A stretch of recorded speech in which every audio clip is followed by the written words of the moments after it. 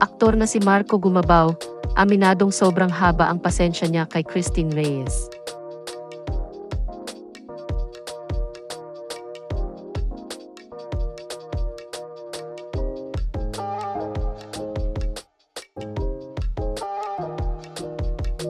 Isa ang aktres na si Christine Reyes sa cast ng upcoming film na The Kingdom na isa sa official entries sa 50th Metro Manila Film Festival. Present naman ang kakandidatong representative ng 4th District ng Camarines Sur na si Marco Gumabao sa red carpet premiere ng The Kingdom noong December 2024 para suportahan ang kanyang jowa. Ang magkasintahang sina Christine Reyes at Marco Gumabao ang guest sa bagong episode ng blog ni Kapamilya broadcast journalist Karen Davila kamakailan.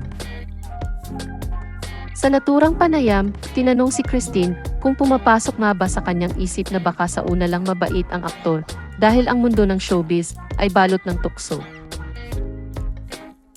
Sagot ng aktres, naisip ko yun lagi. Hindi lang minsan. Palagi ko yung naiisip.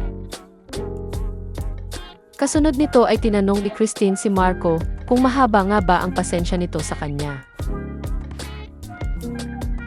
Doon ay inamin ng aktor na sobrang haba raw ng pasensya niya sa kanyang partner.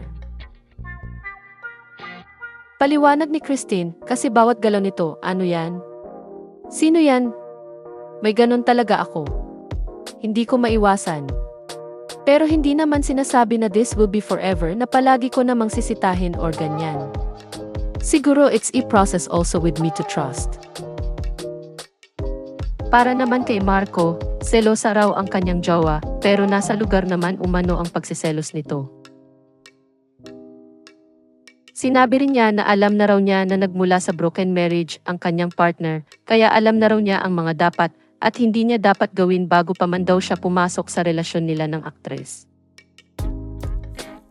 Matatandaang noong August ay tinadtad ng tanong si Marco Gumabao kung sila pa raw ba ni Christine Reyes matapos mapansing wala ang aktres sa birthday celebration niya. Lalo pang lumakas ang hinala ng mga tao nang mag-deactivate ng Instagram account si Christine.